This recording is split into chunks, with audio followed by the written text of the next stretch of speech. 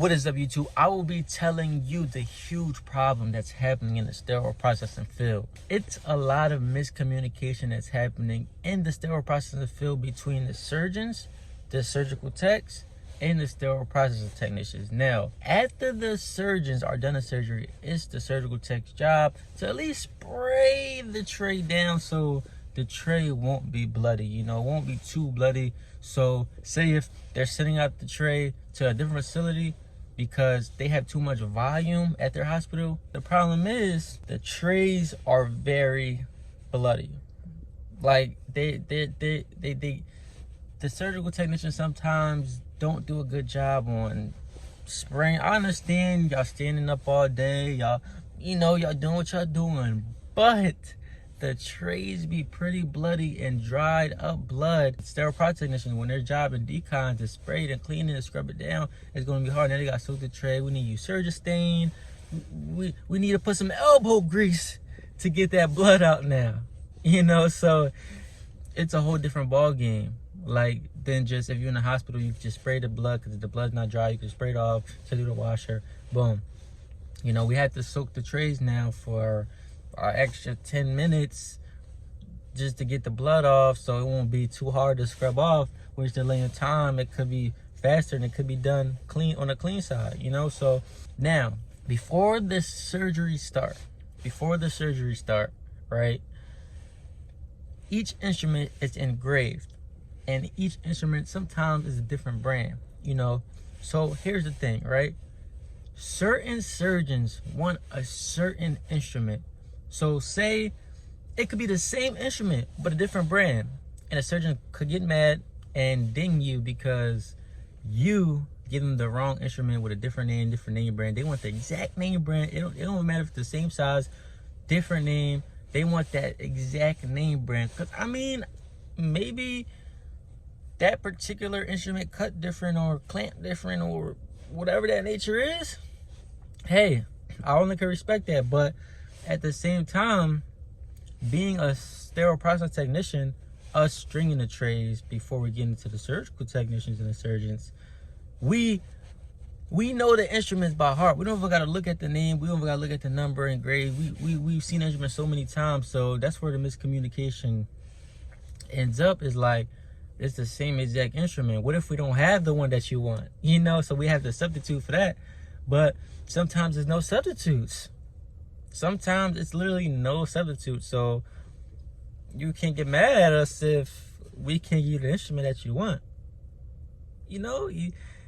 So it was a big audit at our facility, in my particular facility. It was a big audit, whereas though we couldn't even send the instruments or the tray out unless every single instrument had the engraved number. So imagine you have to check every instrument for the engraved number. Like, you got to look at the instrument. Sometimes the numbers be rubbed off. You got to look, like, you going to need glasses after this. Like, instead of, okay, this is the instrument. Okay, I'm just string it on. Boom, boom, boom, boom, boom. Knock this shit out. But it's just a lot of miscommunication on both sides. Whereas though, and it's forever going to be miscommunication. It's never going to be perfect. Because every single person is not going to do their job right. Like, that's what people got to understand. Every single person is not going to do their job right now.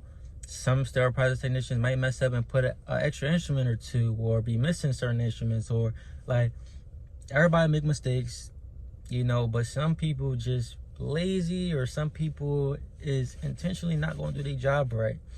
So that's where you get to the point where it's always going to be miscommunication on both sides of the ball, both sides of the field.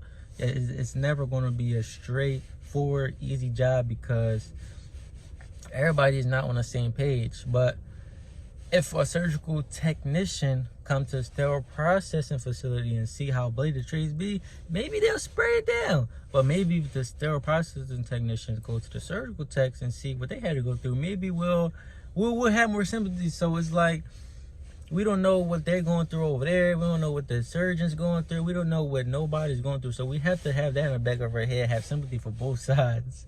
Because it's, like I said, it's a lot of miscommunication going on that will slow down the production of the sets for the patient. But at the end of the day, I feel as though we get the sets out at a good value.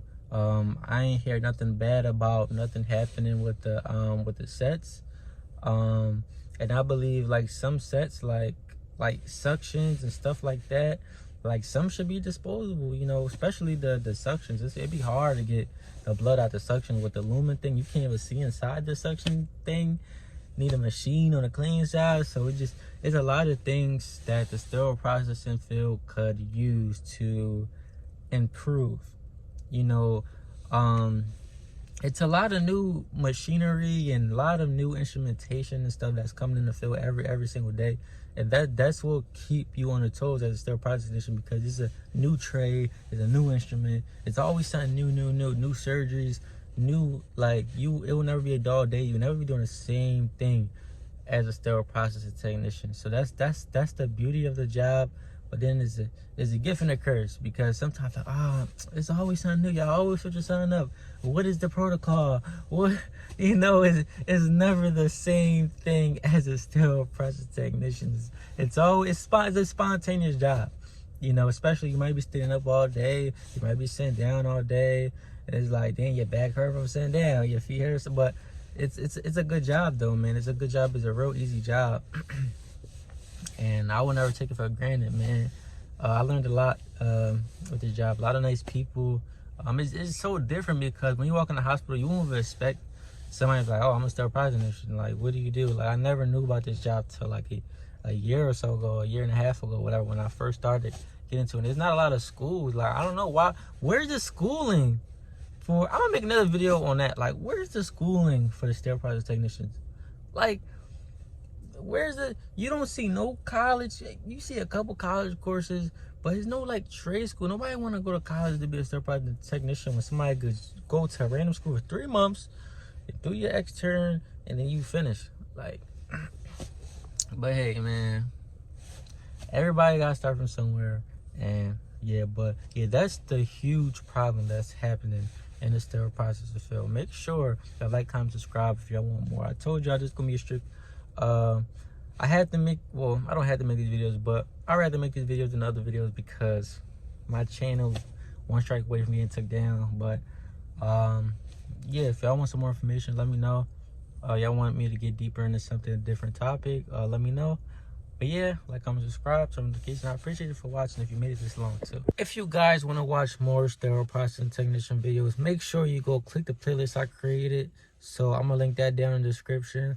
Also, this is an educational video, so YouTube, please do not flag me for anything. It's an educational video just to teach my sterile processing peers, or anybody that want to get into sterile processing technician, some education on what they get into before they enter the field, or just to refresh their mind that they're in the field. So yeah, that is my goal with these videos, and it's gonna be many more to come. And have a good day, guys.